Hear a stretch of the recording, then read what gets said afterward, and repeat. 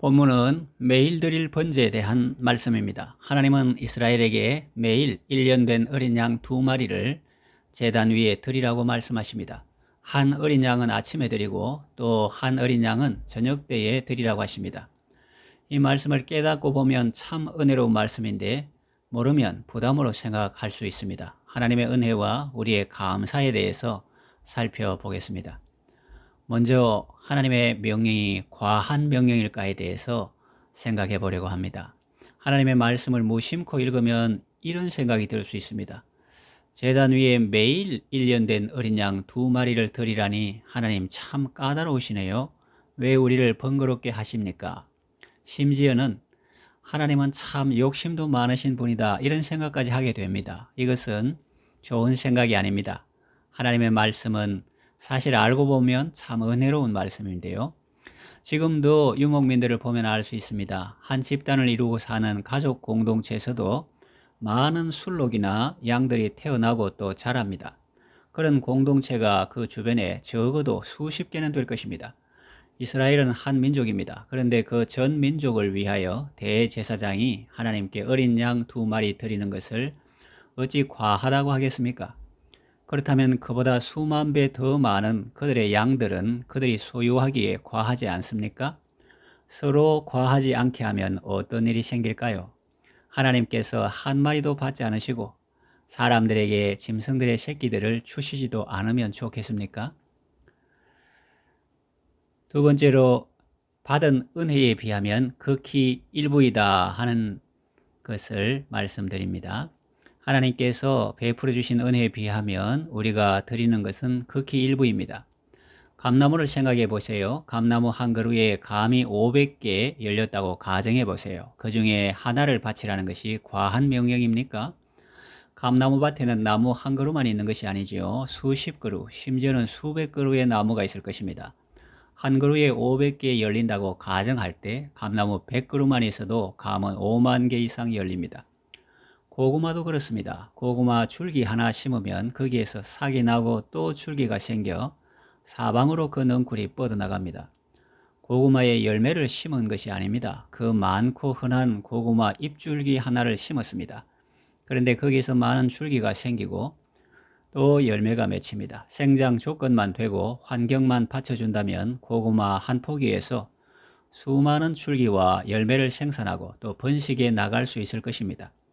상추도 보면 신기합니다. 작은 씨앗 하나 뿌렸어요. 그런데 나중에 보면 씨보다 몇백 배 더 큰 잎이 생깁니다. 그 상추가 햇빛을 받고 바람에 흔들리며 수분을 흡수하며 자랍니다. 그러는 중에 그 속에 달고 고소한 맛이 생깁니다. 신기한 것은 수확하고 한 주 후에 가보면 또 잎이 무성하게 자라 있습니다. 여러분, 신기하지 않습니까? 처음엔 관심 있게 살펴보지 않으면 보이지도 않을 작은 씨앗에 불과했는데 거기서 풍성한 잎이 나오고 먹을거리가 나왔습니다.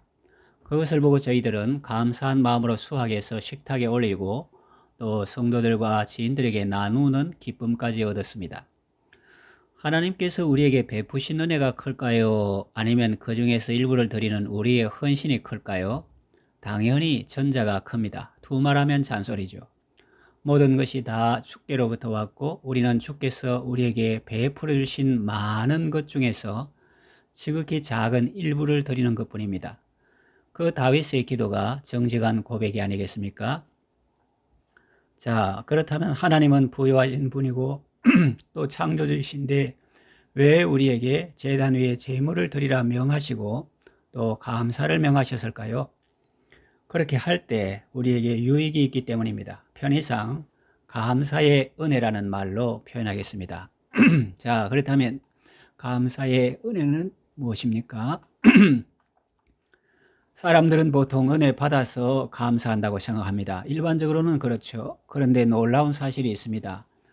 우리가 감사하면 또 은혜를 받습니다. 우리가 감사할 때 우리는 하나님께 어떤 은혜를 받습니까? 첫째로 기쁨을 얻습니다. 감을 따는 것도 기분이 좋겠지만 먼저 최상품의 감을 주님께 드리는 것은 기분이 더 좋습니다. 감 따는 것보다 예배가 우선입니다. 하나님 아버지, 이렇게 좋은 감을 이렇게 많이 주시니 참으로 감사합니다.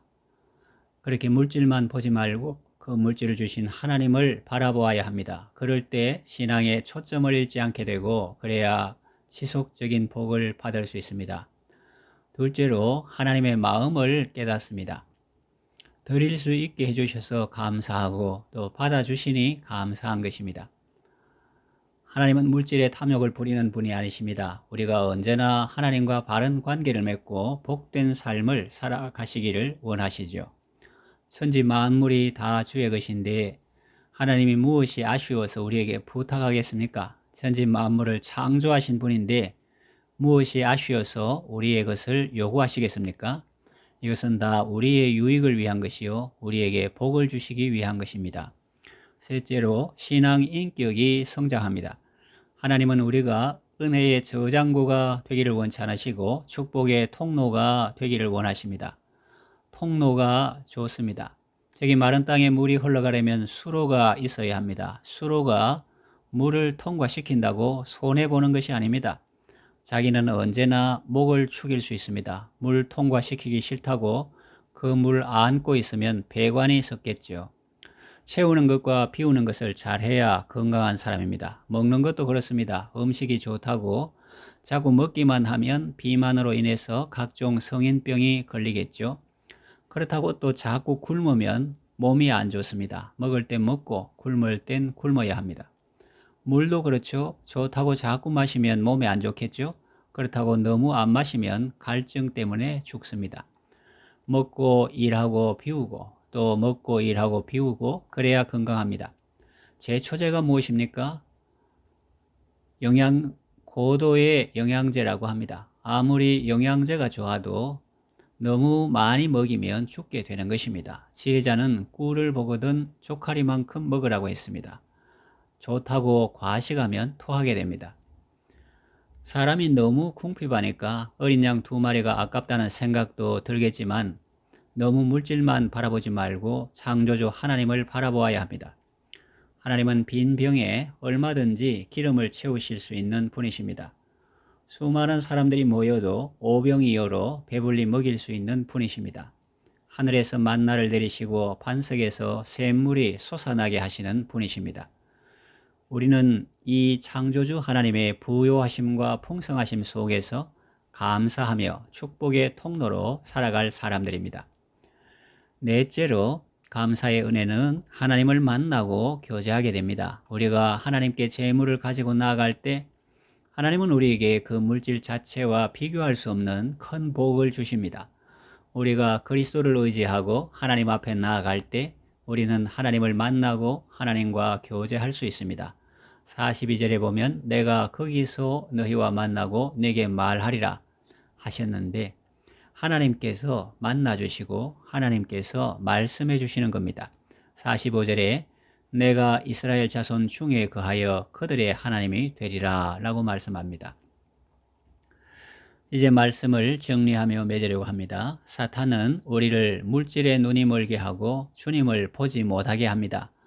하나님은 천지 만물의 창조주십니다. 만민에게 생명과 호흡과 만물을 친히 주시는 분이십니다. 우리를 사랑하시고 우리에게 복을 주시는 분이십니다. 하나님께 드리는 것은 사실 부담스러운 것이 아니라 성도의 기쁨이며 특권입니다.